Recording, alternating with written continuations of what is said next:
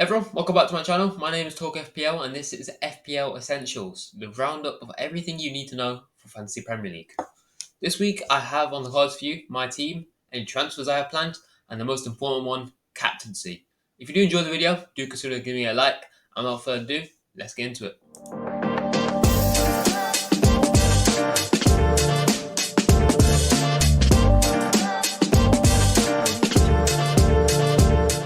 But before we continue, a word from our sponsors.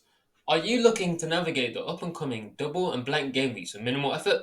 Lazy FPL send a 4-minute email 24 hours before every deadline, packed with everything you need to know. You can subscribe using the link in the description below. It is completely free. I repeat, it is completely free.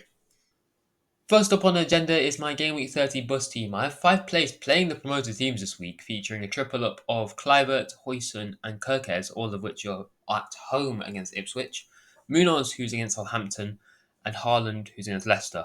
The rest of the team is looking not too shabby either, with United versus Forest having heavy investment for me. 4 assets between the two, so I'll be hoping for some goals, considering 3 of them are attacking. The defence, obviously, as I've already mentioned, very good, all against promoted teams. What more can you ask for, especially from Kirkes and Munoz, who are very attacking defenders? Huijsen and Bumo is the current benching headache at the moment. I could be on either one by deadline, although I'm currently on Mbumo. In the reverse fixture, Huijsen and Mbumo both returned, just Mbumo returned slightly better. Wood is entering a blank stage now. He blanked the last 3 games in a row and he got an assist the game before that.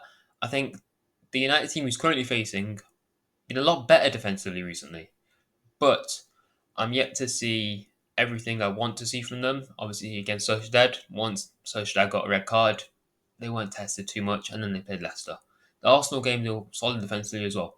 I'm going to be very interested to watch that game to see how United defend and if Wood takes one shot or more than one, like he did in the reverse fixture. Now, last of all, captaincy. Last but definitely not least, Salah or Haaland are the two in my team who I'm currently looking at. I wouldn't really consider everyone else's options. Kluivert potentially could be an option for me, but I think I'd rather, if I'm going to take a risk, it'll be on the more dangerous option of Salah or Haaland. That's my game week team. Comment below any dilemmas you have, and on to the next segment. Moving swiftly on, we have my transfer plans. The current only move I'm thinking of at the moment is Wisa to Marmoush. Before I go any further, let me remind you, we're in an international break where games are going on left, right and centre. So if you can, I'm trying to avoid early transfers at all costs. So, with that in mind, currently, my plans on Wisa to Marmoush. I want to play the fixture for a week, as I'm planning to wildcard in game week 31. And what better to have a 1 week punt than a City attacker? Marmoush, since he's joined, he had the Newcastle game and the Brighton game. Newcastle game, he had a hat-trick, and this game he had 1 goal and 1 assist. Now, yes, there were also some blanks riddled in between there, but the fixtures were kind of hard, and as the fixtures are getting easier, he's playing better. If we look at the example on the left of the screen, taken from against Brighton just before City won that penalty, this was the play they won it from. When Haaland's received the ball here, there's 2 defenders on him.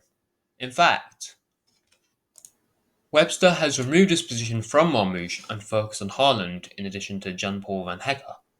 Now, that's left Haaland with an easy pass to Marmoush, which he plays, and Marmoush wins a penalty. But I think that's not the only point. The point is, we've seen in previous games,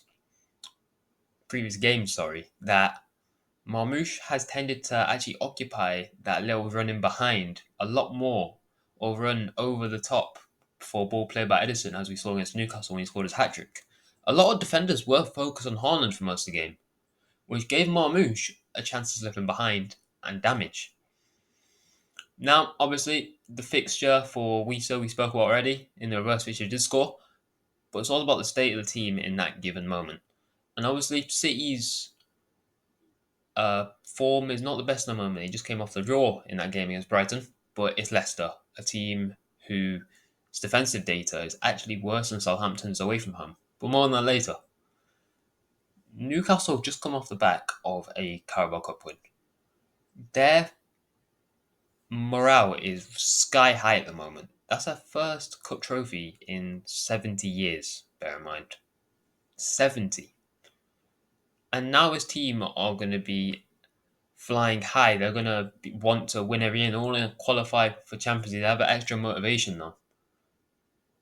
So that 1 week punt against a team as bad as Leicester, regardless of how City play, there's serious potential there, especially as a Haaland and Marmoush double up. You'll be hoping to see goal Marmoush assist Haaland or vice versa. One more quick note before we move on. There's FA Cup as well.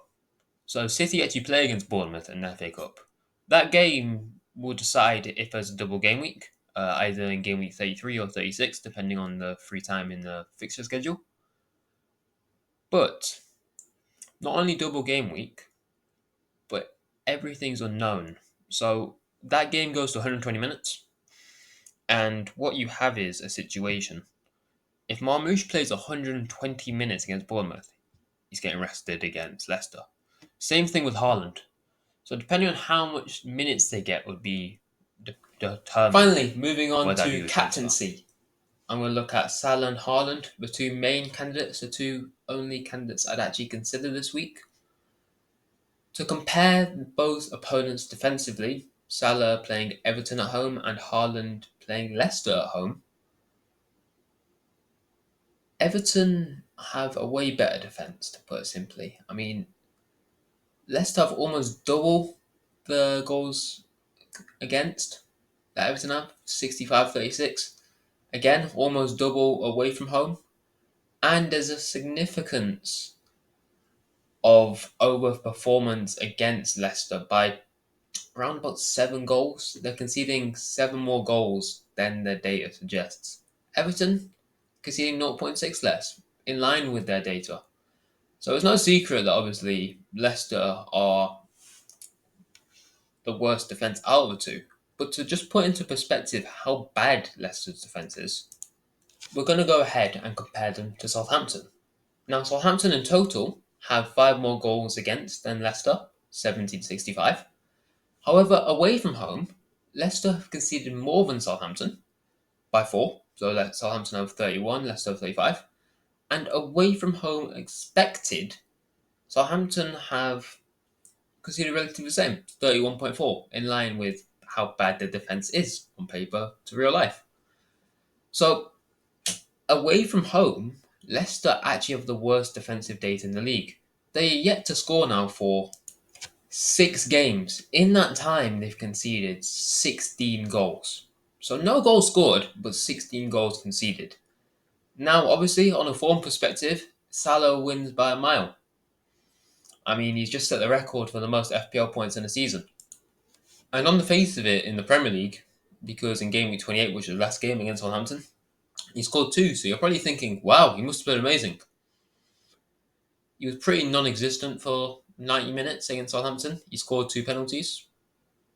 It gets you the FPL points, but on a longer perspective, looking at a player like Haaland, who I think has actually gone under the radar now for a bit of time, scoring 8 goals and getting 2 assists in his last 10 games, getting his form back up there. Not quite to the levels that we saw at the start of the season, as there's actually no holes in those games, which is a bit concerning, but I think with how bad Leicester are, it's more doable. Again, looking at Salah, I don't want to convince anyone that he's a bad captain because he's not. It's a Merseyside derby, so there's that respect of it. But game state as well and like state of the season, Liverpool were in 4 competitions not too long ago. FA Cup, they got knocked out by Plymouth. Champions League by PSG. And then in the Carabao Cup on the Sunday it just went, they lost to Newcastle. So to go from just as recently as like 2 weeks ago, on course for a treble, to on course just for the Premier League, still, they are going to probably have that tied up. And I think that is really going to hit into their mental state, which a lot of people will kind of overlook.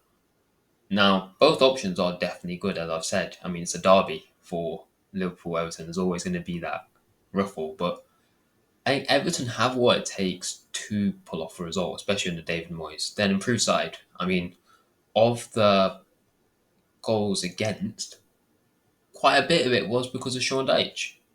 Although their defence was solid with him, they've definitely been an improved side under Moyes, and a side that can take a battle to Liverpool as they did in game week 24 where they got a 2-2 draw.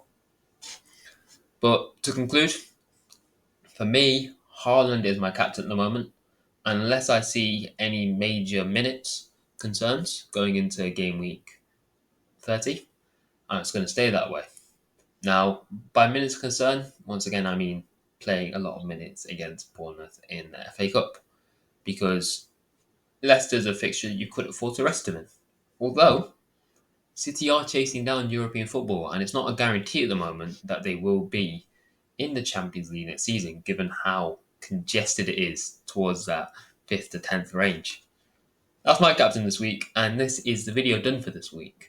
I'll have one hopefully up by next week, and if I don't, I will always share my team with you. I hope you enjoyed this video. Let me know what you think in the comments down below, and let me know any dilemmas you have. That's me. I've been Talk FPL. Peace.